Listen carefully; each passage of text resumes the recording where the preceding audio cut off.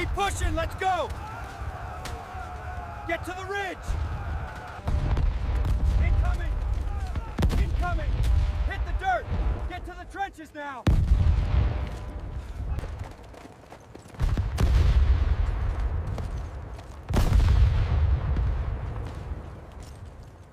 Move up, move up! Keep low!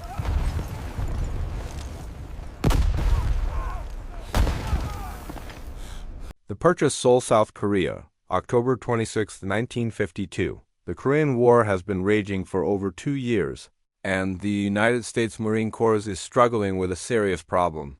They have a powerful weapon called the 75mm recoilless rifle. Think of it like a portable cannon that can fire shells thousands of yards with surgical precision. It's one of the Marines' finest weapons. There's just one problem. The rifle is 6 feet long and weighs over 100 pounds. It takes 3 or 4 Marines to carry it across the mountainous Korean terrain, and every time they move it, they're exposed to enemy fire.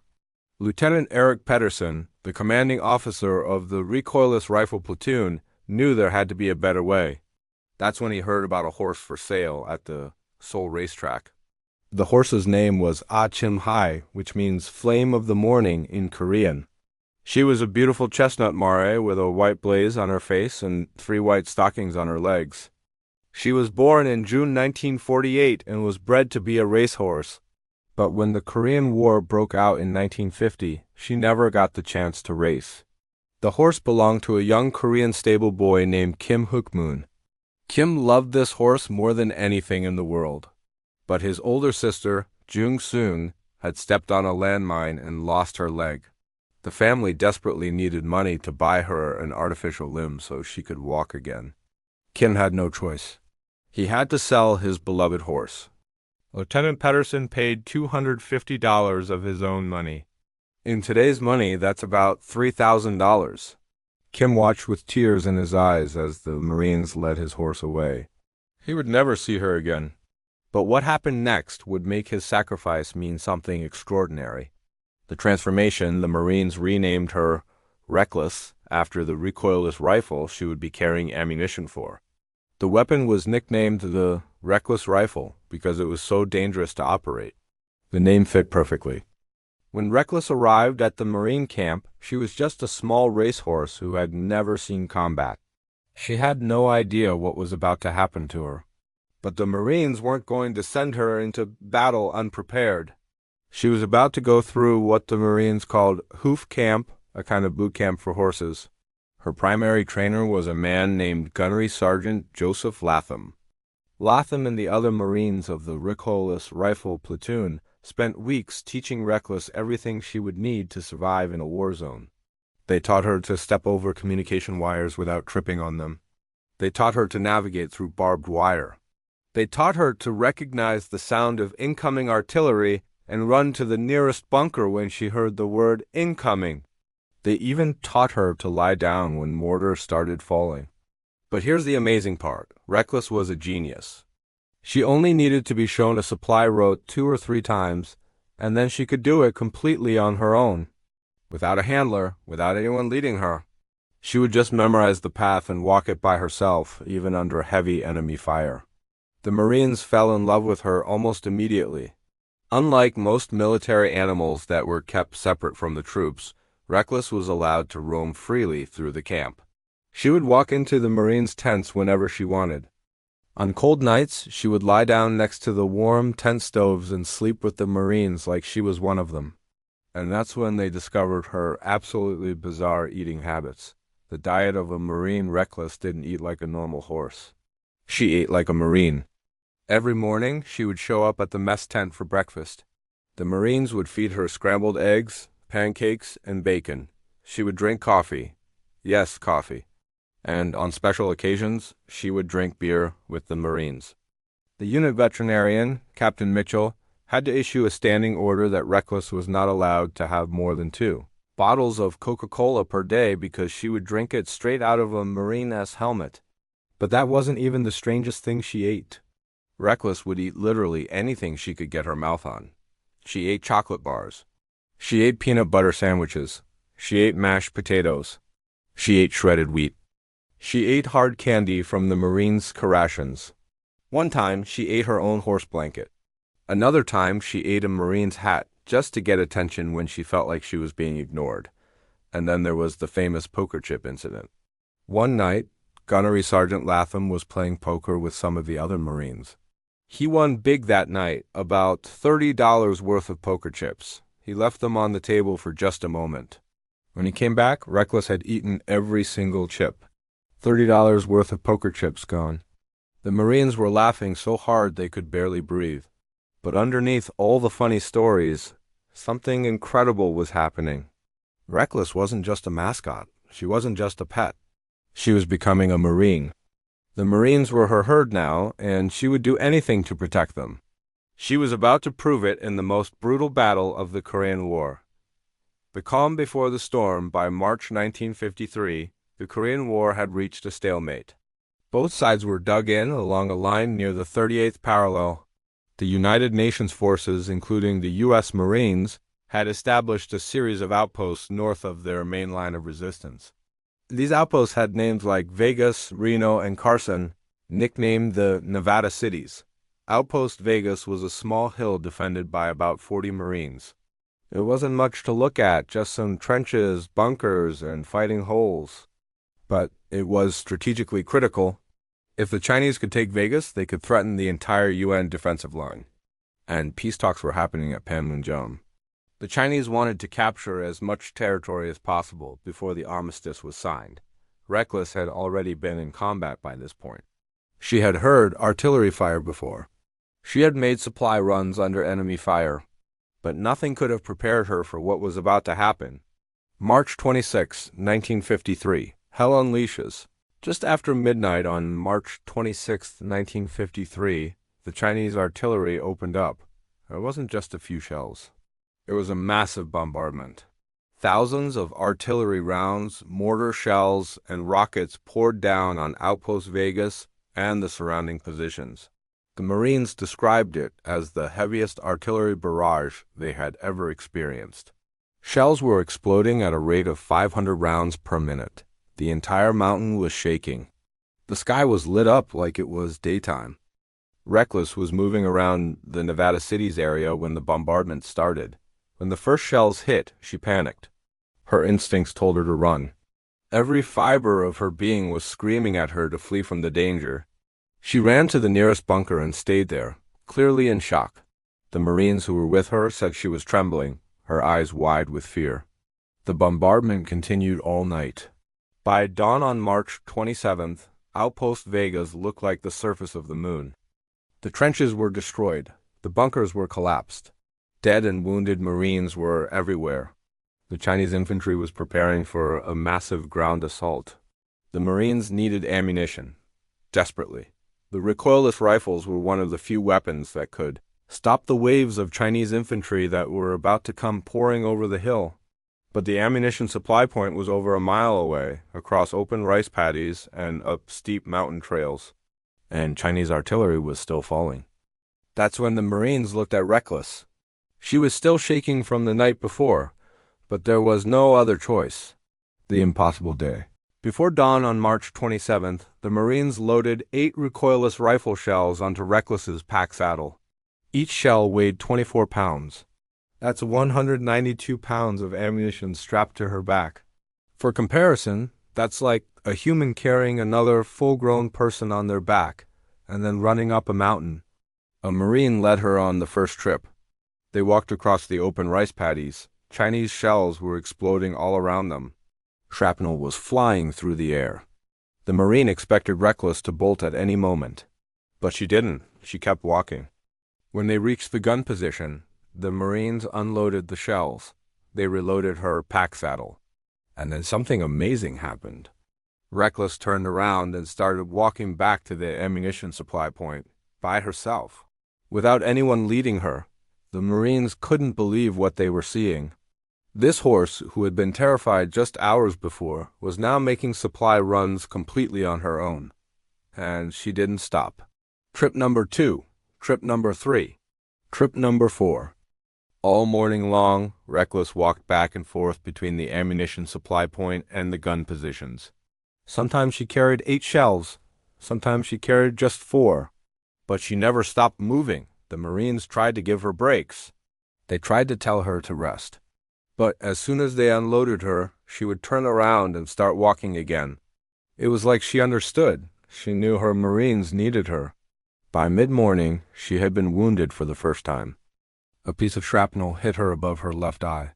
Blood was running down her face. The Marines tried to stop her. They tried to treat the wound, but she pulled away and kept walking.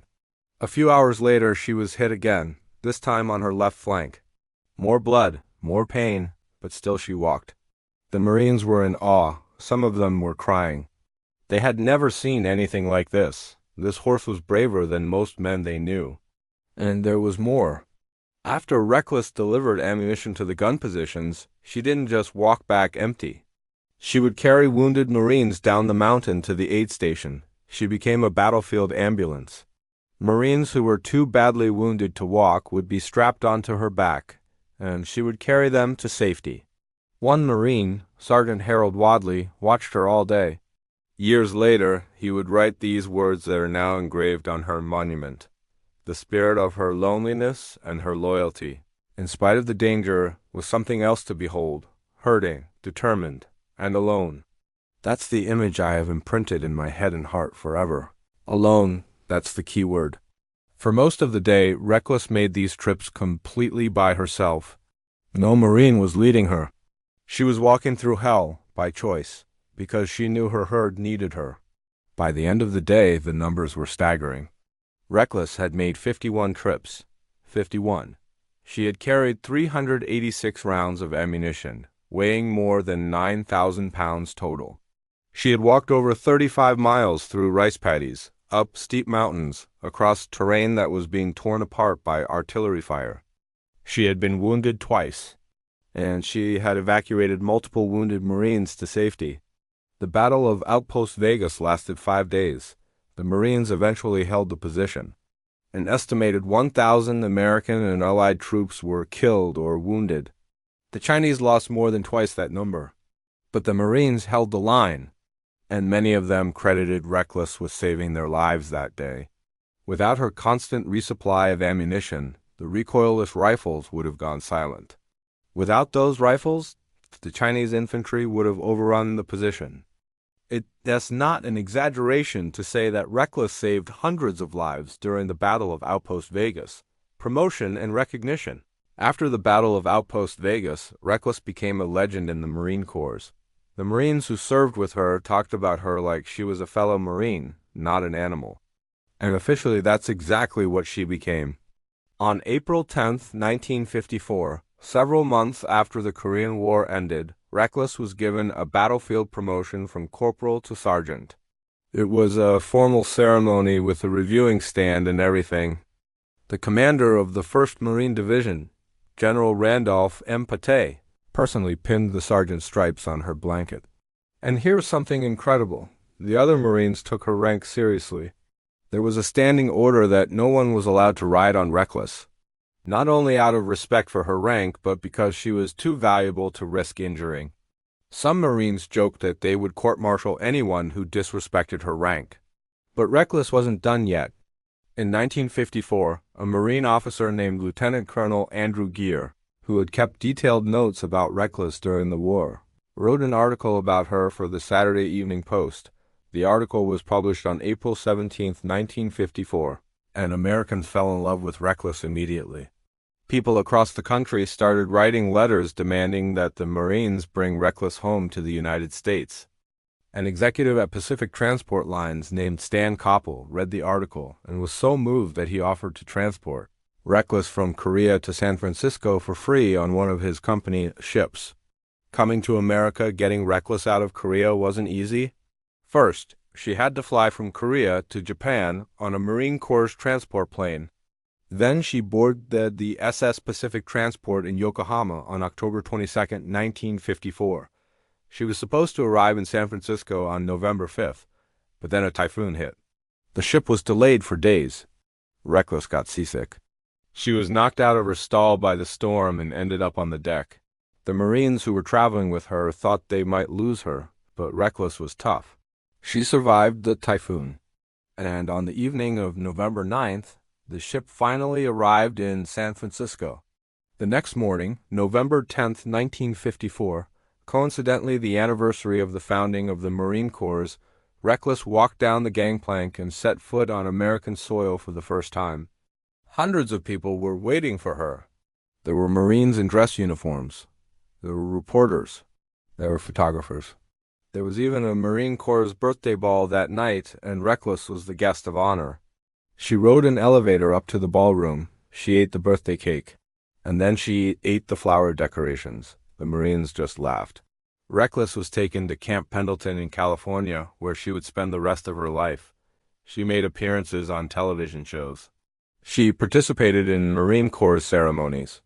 She was featured in Life magazine S Special Collector S Edition in 1997 as one of America's 100 Greatest Heroes, listed alongside George Washington, Thomas Jefferson, Abraham Lincoln, and Martin Luther King Jr. On August 31, 1959, Reckless received her final promotion. General Randolph Patay, who was now the commandant of the entire Marine Corps, came to Camp Pendleton to personally promote Reckless to Staff Sergeant. It was a huge ceremony with 1,900 Marines in attendance. There was a 19-gun salute and a full parade. Two of Reckless's sons, Fearless and Dauntless, were there to watch their mother receive her stripes. The awards by the time she retired in 1960, Reckless had earned more military decorations than most human soldiers. She received 2 Purple Hearts for the wounds she received during the Battle of Outpost Vegas. She received a Marine Corps Good Conduct Medal. She received a Presidential Unit Citation with Bronze Star. She received the National Defense Service Medal, a Korean Service Medal, the United Nations Korea Medal, a Navy Unit Commendation, and a Republic of Korea Presidential Unit Citation. All of these medals would be attached to her red and gold horse blanket. She also wore a French forager that the 5th Marines had earned during World War I. When she walked in parades, she wore her medals proudly. In 2016, long after her death, Reckless was posthumously awarded the British PDS A. Dickin Medal, known as the Victoria Cross for Animals. It's the highest award any animal can receive for military service. And in 2019, she became the first recipient of a new American award called the Animals in War and Peace Medal of Bravery. The ceremony was held on Capitol Hill, with members of Congress presenting the medal. Retirement and legacy. Reckless officially retired from active duty on November 10, 1960, with full military honors. She lived at Camp Pendleton for the rest of her life. In lieu of a pension, she was given lifetime room and board, plus all the oats she could eat. The Marines made sure she was well taken care of. During her retirement, Reckless gave birth to 4 foals. 1 didn't survive, but 3 did. Fearless, Dauntless, and Chesty, named after the famous Marine General Chesty Puller. These foals would carry on Reckless's bloodline. On May 13, 1968, Reckless died at Camp Pendleton. She was about 20 years old. Her death made front-page news across the United States. She was buried with full military honors at Camp Pendleton, where her grave remains today. For decades after her death, Reckless was somewhat forgotten. But in the 2010s, a woman named Robin Hutton decided to change that. Hutton researched Reckless's life and wrote a book called SGT Reckless, America's Warhorse, which became a New York Times bestseller.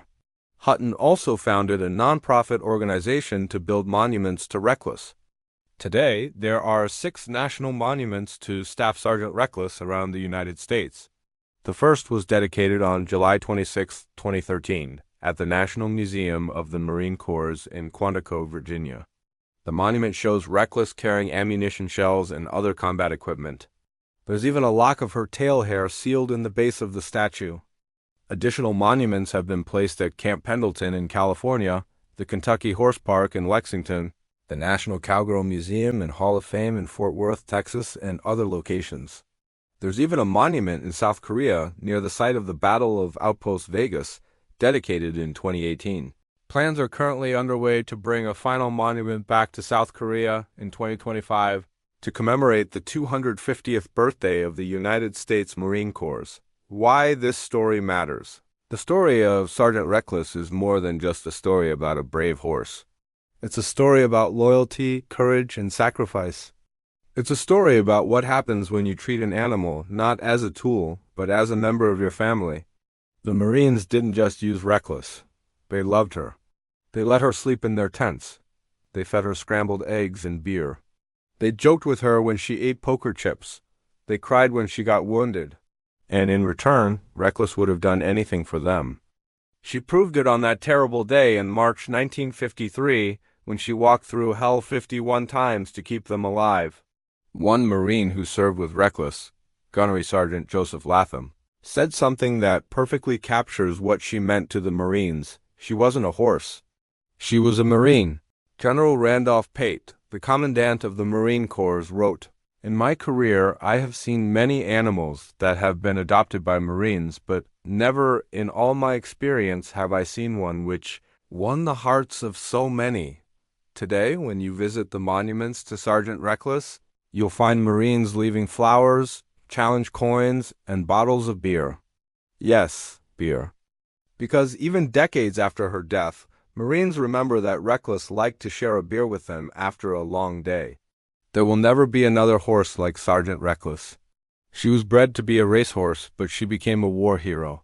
She was bought for $250 to help a girl get an artificial leg, and she ended up saving thousands of lives. She ate poker chips and drank beer, and she became one of America's greatest heroes. So the next time someone tells you that animals can't be heroes, tell them about Sergeant Reckless. Tell them about the small Mongolian Mare who ran toward danger when every instinct told her to run away. Tell them about the horse who made 51 trips through hell in a single day. Tell them about the horse who wore 2 Purple Hearts and carried the rank of Staff Sergeant in the United States Marine Corps. Tell them about the war horse that drank beer with Marines and saved 9,000 lives. Her name was Sergeant Reckless. And she was a Marine. Semper Fi, Reckless. Semper Fi. If you enjoyed this story about Sergeant Reckless, make sure to like this video and subscribe to the channel. We have more incredible war horse stories coming up, including the horse that Robert E. Lee refused to leave behind, and the horse that survived 5 years of World War I when the average war horse only lasted 4 months. Drop a comment below and tell us, did you know about Sergeant Reckless before watching this video? What other war horses do you want to hear about? And remember, every one of these stories deserves to be told. These animals served alongside our soldiers, and they deserve to be remembered as heroes. Thanks for watching, and I'll see you in the next video.